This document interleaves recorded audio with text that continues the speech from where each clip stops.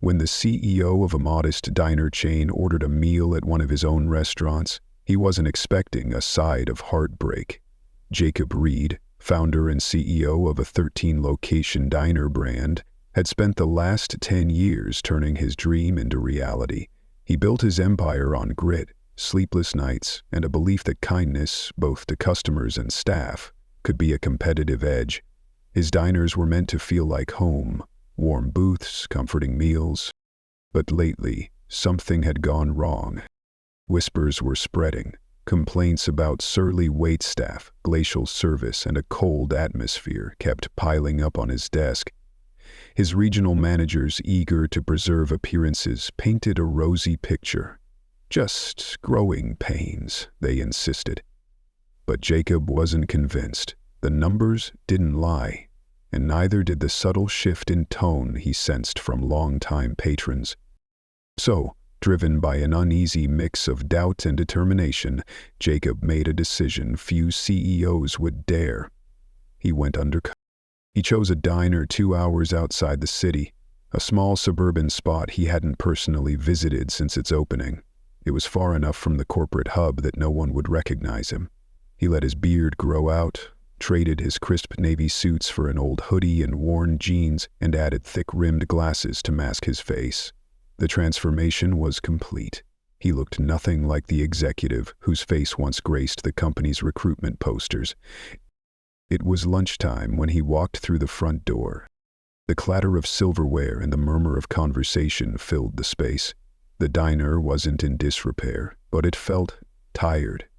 The decor, once retro chic, now looked dated. The once vibrant booths were faded, edges frayed. Jacob felt a quiet ache as he looked around. This place had once been his pride. Then she appeared. Megan. A young waitress whose weary eyes contradicted the scripted warmth of her welcome. "Hi there, welcome," she said, voice sweet but stretched thin. Her name tag gleamed under the fluorescent lights. Jacob caught the subtle pause before her smile, like someone forcing themselves to breathe between waves. "Just coffee, thanks," he replied, sliding into a booth by the window. Megan nodded, pivoted, and moved with a rhythm that was almost mechanical, smooth, efficient, but drained of joy. Jacob watched her as she moved between tables, hands full, smile half-fixed. She refilled drinks, dropped off checks, cleared plates. There was a grace in her hustle, but also a silent plea beneath it all. Someone notice. Someone care. When she returned, he ordered a burger and fries. Before she could leave, a harsh voice bellowed from the kitchen. "Megan, what's taking so long? You falling behind again?" The manager. Jacob didn't need an introduction to know. The man, stocky, late 40s, apron stained with grease, stood like a warden at the kitchen door. He hadn't even acknowledged Jacob's presence when he walked in. Megan visibly flinched, her shoulders twitching as if on instinct. "Coming right up," she called back, her voice wobbling as she scribbled down the order. Jacob's jaw tightened. This wasn't the culture he'd spent a decade nurturing. His mission had always been to build a workplace where respect wasn't optional, it was policy. Yet here was a scene of public shaming unfolding right in front of him. And worse, no one seemed surprised by it. As Jacob waited, he eavesdropped on nearby conversations. A family behind him was voicing frustration over the slow service. 2 teenagers whispered complaints about how the manager had snapped at their waitress earlier. A tension hung in the air, thick, unspoken, but undeniable. When Megan finally returned with his food, her eyes didn't meet his. "Sorry about the wait," she murmured, retreating like a ghost before he could say more. "You're doing great," Jacob said gently, offering the first real smile she'd likely seen all day. Her eyes flicked up in surprise, a flicker of warmth flashing across her face before she disappeared again. He took one bite of the burger, barely registering the taste, when a faint sound caught his attention. Muffled sobbing. It came from the kitchen. Hesitant at first, but quickly growing clearer. Jacob paused mid-chew, the fork frozen in his hand. The crying. It was Megan. "I'm trying my best, okay?"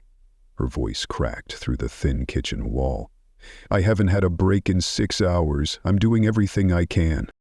The manager's reply sliced through the air, cold and final. "If you can't handle the pressure, maybe this isn't the job for you. We don't have time for excuses." Jacob's stomach churned. He stood abruptly, his heart pounding in his chest. He couldn't sit idly by, not while the very foundation of what he'd built was being eroded right in front of him. Pushing open the kitchen door, what he saw stopped him cold. Megan stood trembling, hands wiping away tears with the back of her sleeve. The manager loomed, arms crossed, his face twisted in frustration. 2 kitchen staff avoided eye contact, frozen in silent complicity. Jacob stepped forward, his voice steady but fierce. "Is there a problem here?" The manager turned, clearly caught off guard. No issue here, just a little miscommunication," he muttered, hastily smoothing over the tension. Megan shook her head, eyes still wet. "I'm sorry," she whispered, her voice barely audible. Jacob studied her, then turned his attention back to the manager, though he still hadn't revealed who he really was. The power in his posture and tone hinted at something greater. "She looks like she needs a break," Jacob said evenly, eyes locked on the manager. "Why don't you let her sit for a few minutes?" The man scoffed, folding his arms. "We're short-staffed. There's no time for breaks during the lunch rush." Jacob's jaw clenched slightly, but his voice remained composed. "There's always time to treat people with dignity." The room fell silent. Even the clattering of pans in the kitchen seemed to pause. Jacob held the manager's gaze, not flinching. He could feel the storm brewing beneath his ribs, the anger, the disappointment, and a quiet sorrow that this was the reality inside a place that once bore his dreams. Before the manager could retort, a timid voice cut through the thick air. "Megan's been going nonstop since she clocked in," said Connor, a wiry cook with shifting eyes but unexpected courage. "She hasn't even had time to get a drink of water." His tone was cautious, but layered with something more conviction. The manager turned on him instantly. "Stay out of it, Connor. Focus on your station." Jacob's eyes flicked to Connor, then back to the manager. "And who's responsible for making sure your team even can focus?" His voice was calm, but there was a rising edge to it now. "Because from where I'm standing, the pressure isn't the rush. It's how this place is being led." The manager's face darkened, the cockiness slipping. "Look, I'm just doing my job. If people can't keep up, that's on them." "No," Jacob said, his voice firm. "We'll see about that." Megan was still standing there, tears drying into red streaks on her cheeks, her shoulders tight with tension. She began to turn away, but Jacob stopped her with a gentle hand. "Take 5, he said softly. "You've earned it." The manager opened his mouth to protest, but Jacob raised his hand, a quiet, unspoken authority resting in the gesture. "She's taking a break now." Megan looked between the 2 men, clearly torn, but something in Jacob's voice gave her the strength to nod. She slipped out through the swinging door, her footsteps barely audible. Jacob turned back to the manager, his gaze unrelenting. "What's your name?" he asked. The manager hesitated, his posture stiffening. "Rick," he said, arms folding again, tone defensive. "And who are you to walk in and tell me how to run my shift?" Jacob ignored the question. "How long have you been managing here, Rick?" 2 years, Rick replied curtly. "And I've kept this place running just fine. I don't need some random customer lecturing me." Jacob didn't flinch. "You call this fine?" His voice was rising now, not in anger but in passionate disappointment. "Your staff is burned out, your customers are leaving unhappy, and you're publicly humiliating people for doing their best." Rick opened his mouth to defend himself, but Jacob didn't give him the chance. "If I were your boss," Jacob said, voice suddenly sharper, colder, "this behavior wouldn't fly. Not for a second." Rick's face paled, but he tried to save face, letting out a dismissive scoff. "Yeah, well, you're not." He was cut off by the sound of the kitchen door swinging open. Megan returned, more composed now, her face still tired but steadier. She didn't look at Rick as she walked past him, straight back to her tables. Her quiet resilience struck Jacob like a chord. He let her go without another word and returned to his booth, watching. Megan resumed her tasks, each movement slower, warier, but careful. She offered a crayon and menu to a fussy toddler, crouching just enough to meet the child's eyes. Her lips curved into a faint smile. Rick from the kitchen window glared. Jacob took out his phone and began to type, fingers moving with purpose. He jotted down observations: Rick's conduct, Megan's composure under pressure, Connor's small act of defiance, the discontent among customers. When he finished his meal, he flagged Megan over. "Can I get the check?" he asked, voice warm. She returned quickly with the bill and a hint of embarrassment in her eyes. "Thanks for coming in, and, sorry again about earlier." Jacob shook his head, slipping a folded bill into the check holder. "You have nothing to apologize for. You're doing great." Her cheeks flushed as she offered a small, genuine smile, perhaps the first one she hadn't had to force all day. He stood, grabbed his jacket, and made his way toward the door. But something pulled at him. He paused at the entrance, turned back. Megan was refilling coffee, her hands steady but slow. Rick was already barking new orders at Connor. Jacob's lips pressed into a thin line.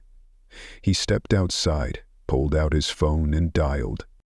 "Janet," he said when his assistant answered, "I need you to clear my schedule for tomorrow and get me everything we have on the staff at the suburban location. Employee files, performance reviews, all of it." "Got it," Janet replied without hesitation. "Anything else?" He stared back at the diner one last time. "Yeah," he said, "tell the regional managers to prepare for a meeting. We need to talk."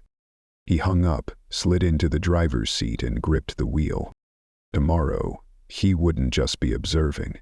He'd be leading. At dawn the next morning, Jacob returned to the diner. The disguise remained, but his mission had shifted. This time, he wasn't here to play a role. He was here to fix what was broken. The early shift gave him space to watch more quietly. The bustle hadn't kicked in yet, but Megan was already moving through the room like someone wading through water. Careful, focused, exhausted. No sign of Rick. Connor was chopping vegetables in the back, earbuds in, shoulders hunched. Jacob waited until Megan passed with the coffee pot. He raised a hand gently. "Hey, Megan," he said casually, "you got a second?" She blinked, caught off guard. Sure. Just a sec." "I won't keep you," Jacob added quickly. "Just a question. How long have you worked here?" She paused, confusion flickering. 8 months, she replied. "Why?" Jacob leaned forward, voice lowered. "You carry a lot. I can see that. Is it always this hectic?" Megan hesitated. Her eyes drifted toward the kitchen window, muscle memory already bracing for reprimand. "It's not just the customers," she said carefully. "Sometimes it's..." Her voice faltered. "It's Rick, isn't it?" Jacob asked gently. Her head snapped up. For a moment, her guard dropped, and all the pain, fear, and fatigue she'd buried behind practiced politeness came rushing to the surface. Megan's eyes widened, panic flickering across her face. "I shouldn't..." she began, her voice trembling. "You don't have to say anything," Jacob interrupted gently, his voice as soft as the concern behind it. "I just want to understand. I want to know what it's really like for you here." There was a long pause, the silence filled only by the hum of the overhead lights. Megan looked down, chewing her lip. Then finally she sighed. Quiet and tired. "It's not just Rick," she said, each word like letting air out of a wound. It's everything. We're always short-staffed, and when the pressure hits, he just makes it worse. I know he's got a lot on his plate too, but it feels like we're the ones always paying for it." Jacob nodded slowly, absorbing the weight behind her words. They echoed more than just a bad workday. They revealed a culture that had slowly turned against the very people who kept the business alive. He pushed a little further, gently. "What about Connor?" he asked. "He seemed like he had your back." Megan's expression softened at the mention of the young cook. "Connor's great," she said. "He's only been here a few months, but he actually cares. When I get overwhelmed, he notices, he steps in. Honestly, if it weren't for him, I might have quit weeks ago." Before Jacob could ask more, the atmosphere in the diner shifted abruptly. The kitchen door burst open and Rick stormed out, bringing a wave of tension with him. Megan's posture stiffened like a wire pulled tight. Without a word, she turned on her heel and rushed to a nearby table, coffee pot in hand. Rick didn't even acknowledge Jacob. He launched straight into barking instructions at Connor, who responded with a silent nod, his hands still working over the cutting board. But Jacob saw it all. The flinch in Connor's shoulders, the way his eyes darted downward. This wasn't just stress, it was systemic, and it had festered long enough. Jacob let the morning unfold, watching closely as the team scrambled to hold the diner together under Rick's tightening grip. By lunch, the place was buzzing again, and Megan was practically sprinting between tables. Then, the first real spark. An older man in a flannel shirt waved Megan down, irritation etched across his face. "These eggs are overcooked," he complained. "I'm really sorry," Megan replied at once, already preparing to correct it. "I'll have the kitchen fix it right away."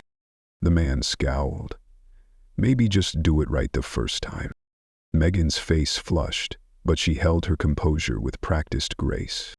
Rick overheard and stormed out once more. "What's the problem here?" he barked, glaring at Megan like she'd embarrassed him personally. The customer lifted a hand, clearly uncomfortable. "She's handling it, it's fine." But Rick wasn't done. He turned to Megan, eyes blazing. "How many times do I have to tell you to double-check every plate before it goes out? This is basic stuff." Jacob stood up abruptly. His chair scraped loudly against the floor, silencing the room. "That's enough," he said, voice firm and unwavering. Rick whipped around. "And who the hell do you think you are?" Jacob didn't flinch. Calmly, he reached into his back pocket and pulled out his wallet. With deliberate motion, he opened it and revealed his company ID. "I'm Jacob Reed," he said, locking eyes with Rick. "I built this diner. And 12 others just like it." A beat of stunned silence filled the room. Megan froze, her coffee pot trembling in her hand. Connor peeked out from the kitchen, knife still in hand, his mouth slightly open. Even the customers turned in their seats, sensing something significant was unfolding. Rick's face drained of color.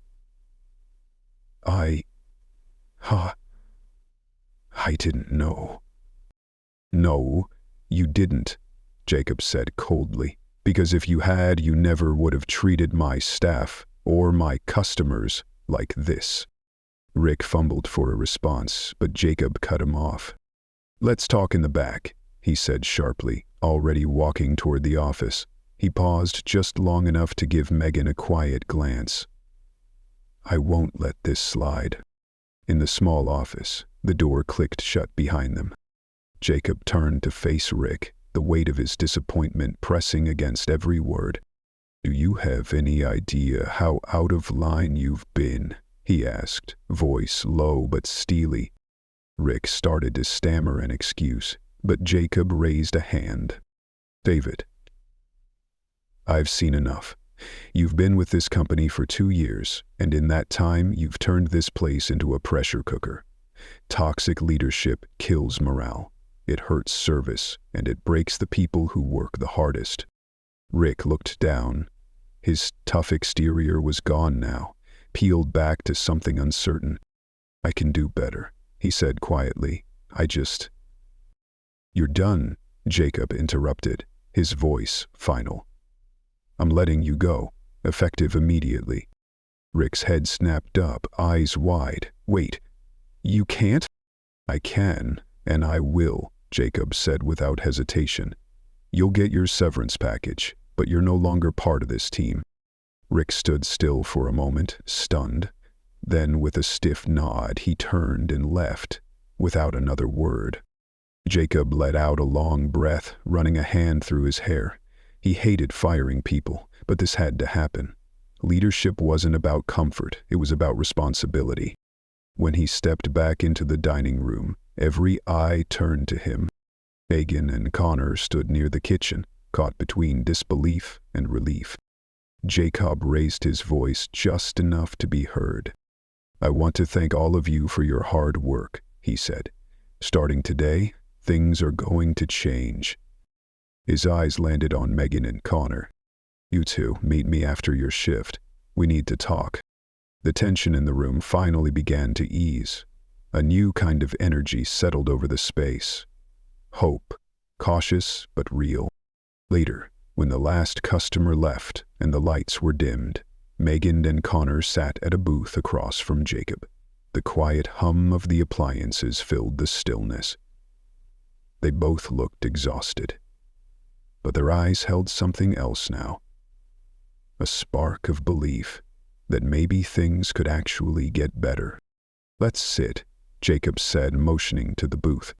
He leaned forward, forearms resting on the table. "First off, thank you. Today was rough, but you both handled yourselves with care, with patience. That's more than I can say for the leadership that was here." Megan looked to Connor, unsure of how to respond. Connor fidgeted with the edge of his apron. Jacob's voice softened. "I didn't know things had gotten this bad, and that's on me. Somewhere along the way, I got too far removed. I wanted to build a company where people felt valued, where customers and employees were treated with care. But I lost track of that." Megan finally spoke, her voice hesitant. "It's not all bad," she said. "I mean, I've had worse jobs, but it's hard. I love the regulars. She trailed off, unsure. "Just what?" Jacob prompted gently. "I just wish it felt like someone actually cared," she said. Her voice was quiet, but every word was loaded with truth. "Like someone really, truly cared about us, not just the numbers." "Not just about the numbers," Megan said, her voice quiet but resonant. "Or how fast we can flip a table." Jacob nodded, letting the gravity of her words sink in. She wasn't just venting about work, she was expressing the deeper ache of being invisible, of carrying too much and feeling like no one noticed. He turned to Connor. "And you?" he asked gently. Connor looked up, his voice low but unwavering. "Honestly, I didn't think I'd stay here long, but I couldn't walk away. Not when people like Megan are carrying all the weight. Someone has to have their back." Jacob's chest tightened. There it was, the truth he'd been too far removed to see. These two weren't just employees. They were the soul of the place, and they had been holding it together while he sat in a polished office, reading sanitized reports and hollow metrics. "That ends now." "Well," Jacob said, his tone firmer now. "I'm not going to just say things will get better. I'm going to prove it." Both Megan and Connor looked at him, eyes flickering between hope and caution. Words were easy. Promises had likely been made before. But Jacob's voice was different. It held the weight of change. "First," he began, "I'm bringing in a new manager. Someone who knows how to lead without intimidation. Someone who builds people up instead of tearing them down. And until they're in place, I'll be overseeing things myself, right here on the floor." Megan blinked. "Wait, You're staying? Jacob nodded. As long as it takes. Connor tilted his head. And Rick? He's not coming back, Jacob said simply. That kind of behavior has no place here. Not anymore. Connor let out a breath he'd been holding for days, and Megan's shoulders visibly eased, as if some invisible weight had finally been lifted. Second, Jacob continued, we're restructuring staffing. No more skeleton crews during peak hours. We'll hire more hands, and from now on everyone gets real breaks. You can't serve others when you're running on empty. Megan allowed herself a small smile. That would be amazing. Third, Jacob said, voice softening, I want to recognize the people who've kept this place going. Both of them blinked in surprise. Connor, he said, turning to him, you've shown loyalty, maturity, and quiet leadership. That's why I'm promoting you to assistant manager. You'll get a raise and regular hours. Connor's mouth opened in shock. Wait, seriously? I've never managed anything before. You already are, Jacob replied. You've been stepping up when no one else did. That's what leadership is. Connor sat back, stunned. Thank you, he murmured. I don't know what to say. Then Jacob turned to Megan. And you? 8 months of dedication. I see how you care. You don't just take orders. You make people feel seen. That's rare. Megan blushed, eyes darting down. I'm just doing my job. You're doing far more, Jacob said. That's why I'm giving you a significant raise. And I'm putting in a bonus system so hard work like yours never goes unnoticed again. Megan's hand flew to her mouth, tears glimmering in her eyes. Oh my God, really? Jacob smiled. Really? There was a pause. Long, quiet, and full of meaning. Then Megan whispered, Thank you. I mean it. Thank you. Jacob leaned back, his voice now calm and full of warmth. You've earned it. They spent the rest of the evening in that booth, Jacob laying out his vision piece by piece. Better training, upgraded equipment, scheduled check-ins where every voice would be heard. No more silence, no more fear. By the time they stood to leave, something had shifted. Connor and Megan carried themselves differently. They weren't just surviving anymore. They were hopeful. And over the following weeks, that hope became reality. Jacob kept his word. He showed up every morning, apron tied, working the line when needed, bussing tables when short-staffed, and listening. He'd personally vetted candidates and hired Denise, a manager with years of experience and a heart for people. Within days, she'd won over the team. Her leadership wasn't just competent, it was compassionate. Jacob greenlit pay increases. He onboarded 3 new staff members to lighten the load. Breaks were scheduled, not earned. Feedback was welcomed, not feared. The diner transformed.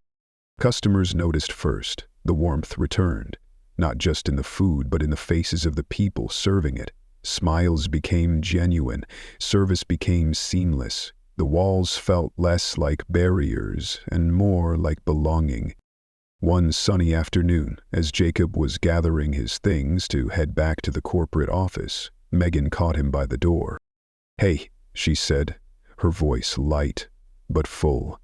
I just wanted to say, this place, it feels different now, like it matters, like we matter. Jacob smiled, something deep and real unfolding in his chest. You do, he said, more than you know. And as he stepped into the parking lot, the breeze brushing his face, Jacob felt something he hadn't in years. Pride, not in the profits, not in the brand, but in the people. And this time, he promised himself, he wouldn't forget that again.